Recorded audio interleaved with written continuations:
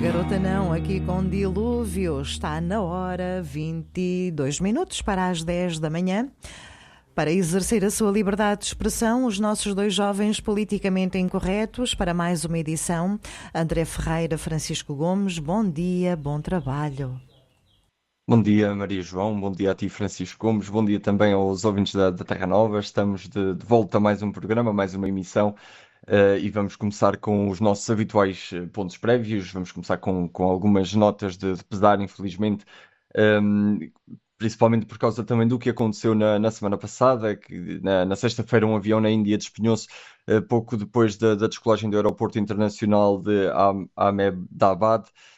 Transportava 230 passageiros, entre eles estavam 7 portugueses. Apenas um dos passageiros sobreviveu e o acidente acabou por resultar, infelizmente, em 279 mortes, porque o avião acabou por embater em algumas zonas residenciais. Portanto, é de lamentar e dar aqui desde já as notas de pesar a todos os familiares destas 279 pessoas, infelizmente, que perderam a vida. Estão agora a tentar descobrir-se as razões para a causa deste acidente. Já foi descoberta, penso eu, que neste fim de semana, a segunda caixa negra, e portanto a partir daqui vão-se tirar todas as dúvidas relativamente àquilo que realmente aconteceu. Mas não deixamos de lamentar aqui o triste acidente e as infelizes mortes que infelizmente aconteceram. Também na semana anterior, relativamente ao jogo também entre Portugal e Espanha da Liga das Nações, antes de passarmos ao tema positivo, também desde já lamentar a morte e deixar também desde já os pêsames à família do adepto que infelizmente também perdeu a vida durante esse mesmo jogo, dentro do estádio, em Munique, na Alemanha. Infelizmente o adepto, penso que caiu do terceiro para o segundo piso, para a zona dos jornalistas, e acabou por infelizmente perder a vida. Portanto, a notícia foi dada também pelo jogador Bernardo Silva e também por Pedro Proença ao Canal 11. Portanto, foi adiantado desde logo pelo jogador e pelo atual presidente da Federação no final da partida. E obviamente só nos deixa, desde já, deixar as notas de pesar, os pésamos então à família deste adepto que infelizmente perdeu a vida. E não há maneira de se passar de uma triste notícia como estas para a notícia positiva, mas desde já também deixar os parabéns à Seleção Nacional de Futebol Principal Masculina, que ganhou pela segunda vez a Liga das Nações frente à Espanha, como eu referi há pouco, em Munique. O jogo que se prolongou até aos penaltis, a sorte acabou por cair para o lado português. Morata acabou por falhar, ou neste caso Diogo Costa acabou por defender a grande penalidade marcada por Morata, e depois Rubén Neves, ao fim dos seus colegas também dos seus colegas terem marcado as grandes penalidades, conseguiu marcar a última e dar a vitória para Portugal, e Portugal sagra-se assim campeão desta Liga das Nações, e a primeira a ganhar duas vezes a competição. Portanto, aqui a sorte pendeu para o nosso lado, e vamos agora esperar e ver o trabalho que vai ser feito até à altura do Mundial.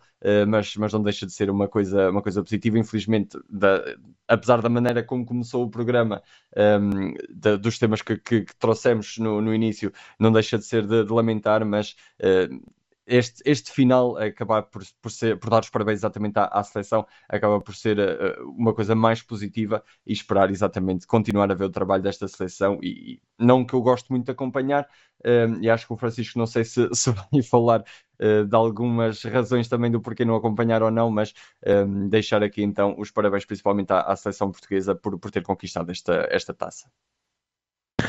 Antes de mais, bom dia Maria João, bom dia André Ferreira e bom dia a todos os ouvintes da Rádio Terra Nova. Começar aqui, como é lógico, por dar as notas de pesar e de lamento tanto à família do adepto que infelizmente faleceu na final da Liga das Nações, como também, aliás, sou uma parte aqui, acho muito estranho o facto do jogo ter continuado e não ter parado como costuma ser protocolo. Terá eventualmente mudado esse protocolo, não sei, mas achei isso muito estranho. Mas também, a bom da verdade, seria mais uma questão ética parar o jogo, propriamente uma questão de impacto naquilo que terá sido as manobras de socorro. Em relação ao que aconteceu na Índia, dar os pêsames às famílias de todas estas pessoas que, infelizmente, faleceram neste desastre aéreo. Só uma nota para toda a gente que está com muita pressa para saber as causas desse acidente. Isto ainda vai demorar, porque as investigações de acidentes aéreos demoram bastante tempo para que sejam feitas da forma mais correta possível e que a resposta que se chegue no final seja uma resposta real, verdadeira e que possa evitar que volte a acontecer casos como aqueles. E sim, não há fácil, não há forma de mudar de uma situação para outra, mas, enfim, dar aqui o justo é o justo, dar os parabéns à seleção da Federação Portuguesa de Futebol pela conquista da taça, e sim, eu sei que disse a seleção da Federação Portuguesa de Futebol porque há uma coisa que eu acho que é muito importante nas seleções nacionais, que é ética moral, e as seleções têm mais obrigatoriedade que isso nos clubes. O Zé diz isso no meu clube, existe também na seleção nacional, e o facto de termos no banco um senhor que abandonou o estádio da seleção a bem da noite porque fez birrinha porque vai jogar outro no lugar e não eu, não é minimamente aceitável que possa estar nos quadros da Federação Portuguesa de Futebol. Enquanto esse senhor lá estiver, eu continuarei sempre a relembrar que esse senhor lá está e é visto como o herói quando ele não é o herói, muito menos o exemplo para os mais jovens. E fica aqui a nota em relação a isso. E também aqui 2 pontos de parabéns. Primeiro ao Futebol Clube do Porto, ficou aqui, aliás, ao Sporting Clube de Portugal, peço desculpa, ficou aqui a nota. Ficou aqui a nota, semana passada o Sporting Clube de Portugal venceu e conquistou o título da Taça de Portugal de handball no masculino, conquistando assim mais um título numa época espetacular da equipa leonina. E também a equipa de basquete masculino do Sport Lisboa Benfica, que se sagrou no dia de ontem tetracampeã nacional após vencer o jogo 4 da final o Futebol Clube do Porto no Dragão Arena, confirmando-se assim mais uma conquista e mais um campeonato para o Sport Lisboa Benfica. Parabéns a estas 2 equipas. Sim, não acrescento mais nada, é basicamente dar os parabéns a estas 2 equipas pelas conquistas, peço desculpa, das taças que acabaram por alcançar no fim do campeonato. Foram campeonatos muito trabalhosos, com muita competição, e claro que, como nós costumamos dizer, sempre ganha sempre o justo vencedor, e neste caso foi o Sporting no handball na Taça de Portugal e o Benfica no basquete, e vamos vendo daqui para a frente quem mais poderá aparecer aqui, porque, como nós vamos dizendo todas as semanas, vão acabando os campeonatos e taças, e nós gostamos sempre de trazer aqui a menção destes campeonatos e destas taças, exatamente das modalidades, porque também não se tem muita visibilidade relativamente ao resto, e como se costuma falar mais de futebol, nós gostamos de ser do contra e trazer exatamente estes temas para também demonstrar aos nossos ouvintes que realmente há mais para além do que futebol. E agora, num ponto prévio também um bocadinho mais infeliz, e que não estava nada a prever esta escalada de tensão, vamos falar exatamente entre o Irão, o que está a acontecer entre o Irão e Israel. Infelizmente temos mesmo uma escalada de tensão entre estes 2 países que já está a provocar estragos enormes. Uma das questões que foi ecoada enquanto ao longo deste fim de semana, e principalmente neste domingo, no terceiro dia do conflito ativo entre Israel e Irão, é se este conflito vai ser uma operação militar limitada ou simplesmente uma guerra, também com riscos um bocado mais imprevisíveis, que pode alastrar toda a região, depois do governo de Benjamin Netanyahu ter lançado um ataque aéreo de surpresa a Tirão contra instalações militares, onde acabou por eliminar altos responsáveis do regime do país iraniano.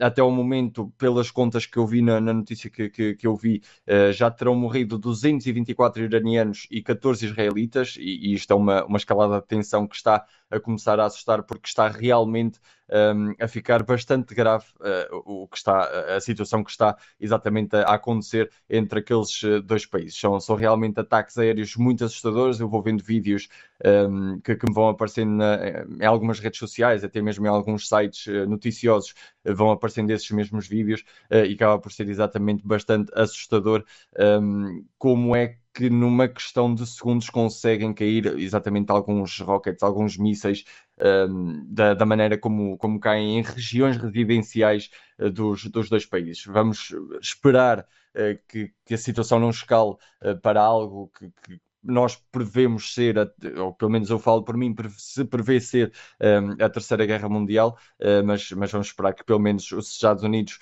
e quem acha e possa, quem também estar correto, a Rússia do lado do Irão, serem ali os moderadores deste tipo de conflito, para que não haja então esta escalada de conflito e para que mais pessoas não estejam a perder a vida nestes confrontos, porque no final das contas, independentemente das situações que sejam e dos objetivos que se tenham com este tipo de conflitos, acabam por ser as vidas humanas que acabam por se perder e o que é mais infeliz relativamente a isso, mas vamos vendo, vamos analisando, vamos esperando que alguma coisa melhor daqui para a frente e que haja então também algum pulso firme de algumas das organizações mundiais para que haja então uma delimitação deste tipo de ataques e que não seja tudo uma rebaldaria, como se costuma dizer, e que mais vidas não se percam. Sim, é muito aquilo que o André disse. Estamos numa situação provavelmente das mais delicadas em relação àquilo que é a paz no mundo e as jogadas geopolíticas que tivemos provavelmente desde há muitos anos. Arriscaria dizer que talvez desde a Guerra Fria, provavelmente, e se calhar até aí havia talvez um maior clima de segurança, apesar de vários momentos de tensão, mas é absolutamente inacreditável o que é que está a acontecer. O que está a acontecer aqui, isto aqui, é uma série de pessoas muito pouco aconselhável que chega a alturas de decisões de países com bastante poder. É basicamente isto que está a acontecer.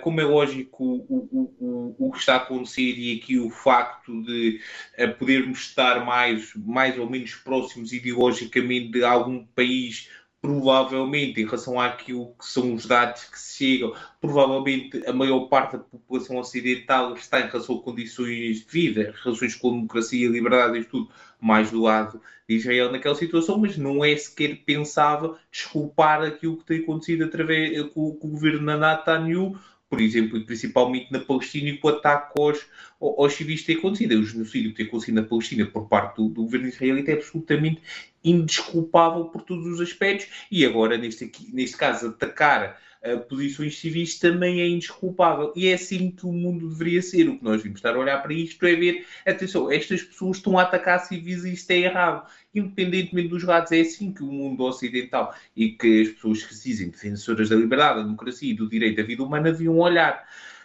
Sabemos que não é tão fácil assim, mas a verdade é que isto é absolutamente inacreditável. São uma série de senhores que têm uma relação bastante complicada com aquilo que é a democracia e as liberdades individuais.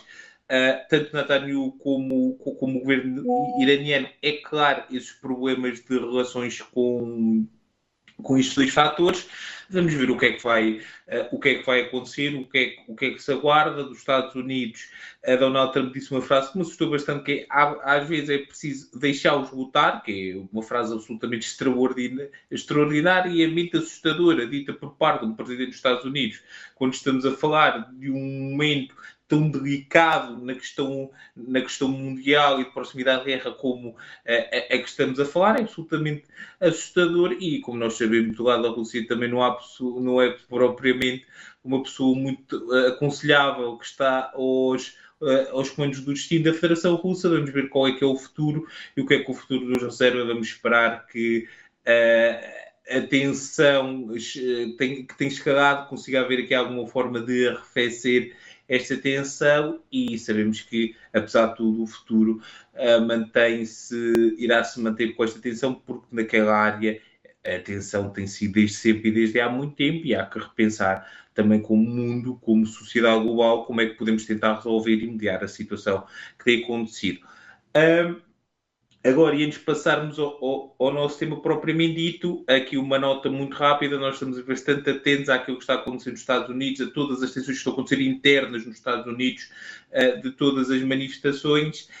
No entanto, vamos para a semana falar disso. Nesta semana não iremos falar, mas só para deixar aqui a nota, não, nós nos esquecemos, nós estamos atentos, e para a semana iremos falar daquilo que está acontecendo nos Estados Unidos da América e das tensões que tem acontecido devido às leis de deportação, às decisões de deportação por parte do governo de Donald Trump.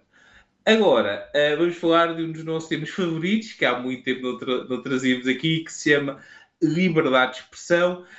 Aqui e trouxemos em cima porquê? O que acontece é que o que está, e não é o que está a acontecer em Portugal, se bem que em breve iremos ter o julgamento de Joana Marques em relação ao caso dos Anjos, mas não é isso que nós vamos falar. Vamos sim falar daquilo que está a acontecer no Brasil, com diversos momentos complexos em relação à liberdade de expressão, e o primeiro aconteceu há cerca de 2 semanas, quando saiu a condenação do humorista brasileiro Elinhos. O humorista é um humorista de humor negro que foi condenado a 8 anos e 3 meses de prisão e ao pagamento de 1,4 milhões de reais, cerca de 200 mil euros, pela justiça brasileira. Um tribunal de São Paulo condenou Elinhos a esta pena de prisão. E o que é que ele terá feito para ser condenado? Ele foi condenado por piadas preconceituosas, no entendimento da juíza, a juíza Bárbara de Lima Ezepi, entre muitas outras coisas. Na sua sentença disse que a liberdade de expressão não é absoluta nem limitada quando há um confronto entre o preceito fundamental da liberdade de expressão e os princípios da dignidade da pessoa humana e da igualdade jurídica, e estes últimos devem sempre prevalecer. E o preconceito foi relativamente a minorias. É esta a decisão do Tribunal de São Paulo, e estas minorias são negros, indígenas, obesos, idosos, homossexuais, judeus, nordestinos, evangélicos, deficientes e portadores de VIH. São estas as questões. Estas piadas aconteceram em 2022, no entanto,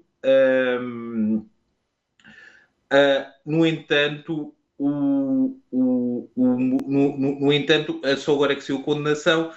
Este espetáculo posteriormente foi colocado no YouTube pessoal do humorista e chegou a mais de 3 milhões de visualizações. Este espetáculo realizou-se em 2022, agora saiu a condenação.